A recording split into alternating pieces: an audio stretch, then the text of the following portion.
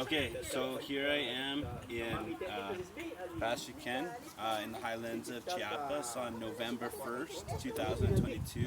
It is the Day of the Dead, and this is a sacred site here. And the reason that it's a sacred site is because here we are at the top of a mountain. We had to hike to get up here. It's really high, really, really high. The geography of Chiapas is very rugged, and there's big hills and then big cliffs. And here we are right at the top of a cliff, and look at this.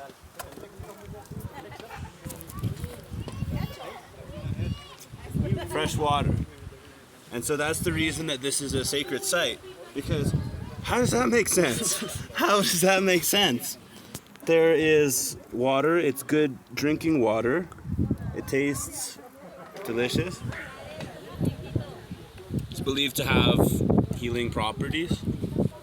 And if you look around here, can you to show the cement and all this? If you look around here, all of this had to be carried up from human labor to carry up a huge amount of cement in order to build this place to honor this sacred site. And as you come up, there's different crosses along the way and different pantheons, which is like a place to pray and to leave candles for the spirits. And I think that this is a really good illustration of the spirituality or the religion of the Mayan people of the Highlands of Chiapas, because you see the cross a lot. They have churches. They definitely venerate the Virgin of Guadalupe, but it's also very much a nature-based religion. Like people here on the Day of the Dead, climb up. It's a difficult hike to get up here to pray here, and they carried a huge amount of cement up using straps on their heads, carrying bags of cement in order to build this whole place up here. There's a pantheon and all that. I think this is a good illustration of the syncretism, because I think that when the missionaries and the Catholics came to preach to the indigenous people, they basically it's like the parts that we like, we agree with, we take them, but that it's still a nature-based religion.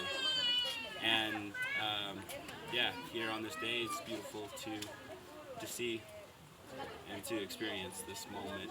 And they want to build a zip line over here, a zip line, because this is also an area where they want to develop it as ecotourism, and they want to build like a huge zip line going like 1,000 meters down there, which sounds crazy and awesome. So and this is another example of how in Mexico there's just not the same separation of fun and spirituality. I think that certainly in the tradition that I was raised in, there's a certain solemnity, a properness, a way of carrying yourself. When it comes to religious, it's a serious matter, right? And here at a sacred site, it makes total sense to people also to build a zip line. Why not? Why not combine a zip line and spirituality and the reverence of nature? Why not? I can't think of any good reasons why those things shouldn't go together. Can you? And I also really have no explanation whatsoever for how this mountain could be full of water, because I know a thing or two about water. Water goes down. That's the nature of water, is to go down unless it's frozen. But this water is not frozen.